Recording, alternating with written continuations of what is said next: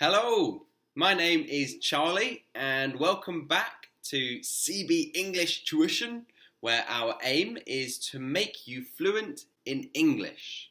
This is episode 2 of the Psychological Barriers Towards Fluency series, helping you learn how to learn English. This episode is called Wake Up and Smell the Roses. And I'm going to teach you a way to use 100% of your brain power, differentiating and then combining your unconscious and your conscious thought. Then I will show you how to engage you and all of your senses to create a flawless memory trick. After this, we will be working out what a chunk is and how it will increase your learning capacity tenfold. Finally, we will be summarizing what has been covered, finishing with an action list for you to do today. So, let's get stuck in. The first idea has actually been around for a while. Have you ever heard that we only use 10% of our brain? When I heard this for the first time, I thought, what if I could work out a way to use all 100%? Think how quickly you could learn English. Well, before you start thinking about how you could take over the world with this power, I am going to say now this was a myth, and we do actually use more than this so-called 10%. However, I recently learned a trick that Thomas Edison and even Salvador Dali used in their heyday to be such powerful thinkers. They combined the power of our conscious, focused brain and our unconscious, diffused brain. Think of it like the daytime brain and the nighttime brain. The daytime brain is narrow and driven. The nighttime brain is broad and unspecific. What Thomas and Salvador did was they combined the strengths of both of these brains and took them together. Here's how they did it. They would sit in a chair holding a key in their hand. They would start to daydream off, allowing the brain to go into nighttime mode, the unconscious and broad part. Just before falling asleep, the key would drop out of their hands and wake them up, bringing them back into daytime mode. They could then collect all of the broad nighttime mode creative ideas they had and then focus in on them by writing them down and exploring them with the conscious-driven, focused mode. So, how can we apply this trick to language learning? Well, I am sure you can think of your own, and so I encourage you to share your ideas in the comments below.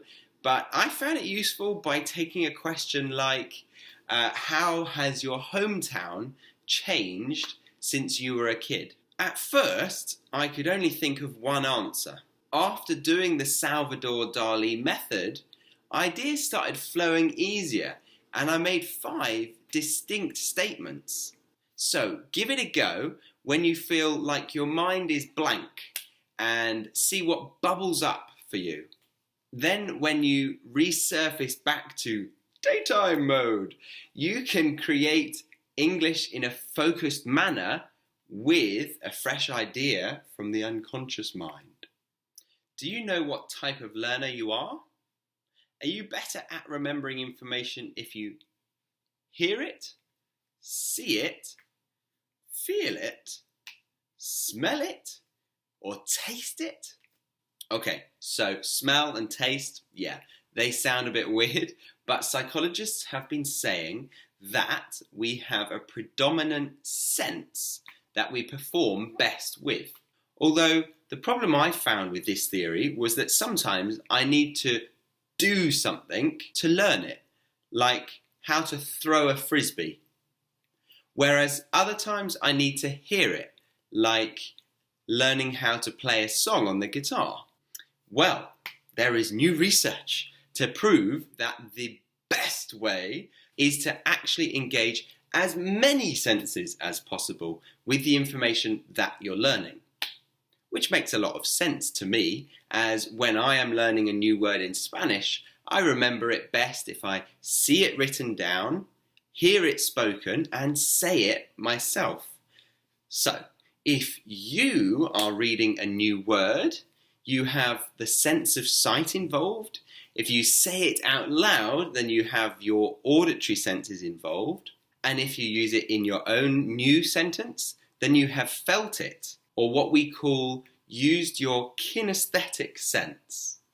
You could even get more creative with this, like with food vocabulary, by tasting the food and then saying the word, or even smelling it, tasting it, saying it out loud in a new sentence, writing it down and then reading it back. That would be sense overload, and be sure to make you remember. We can apply this to more than just new vocabulary though.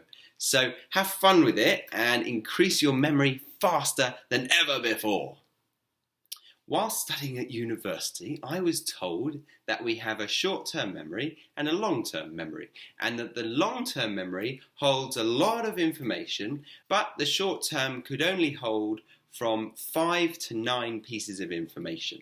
Now, that more recently has changed due to new findings and been reduced down to 3 to 5 pieces of information. If the information is familiarized enough in the short-term memory, then it will be stored in the long-term memory. So, with that in mind, when learning a language, you need to take each word and repeat it until it enters the long-term memory. Alas, this is time-consuming and energy-draining, so the trick is to push the boundaries of the piece of information that you are learning. That piece can also be called a chunk. We already use chunking naturally in our day-to-day life. When you learn a word, you don't learn the letters individually, I hope. You learn the chunk of letters that create the word. What you want to do to save time is chunk bigger. How? Well, to start, you can learn phrases and not just words alone. This is a great place to start with the English language, as you know, there are so many phrasal verbs and nouns. Right, I will leave it there in regards to new information for episode 2. So today you once again learned how to learn. Use your daytime and nighttime brain to create English. Engage all of your senses when you're learning, and finally chunk those words together. Start with phrasal verbs and nouns, but don't stop there. Go on. Think about how you can chunk bigger and bigger concepts to save brain power. So that's a summary of today. But wait, you haven't learned anything if you forget it. So engage with it, use it now, and you will be more likely to have actually learnt something today. Here are some ways for you to do just that now. Number 1, go back over your own recording from episode 1's first task, but this time approach it with the diffused and then the focused technique. What else can be included? What mistakes can you see, and how can it be a better answer?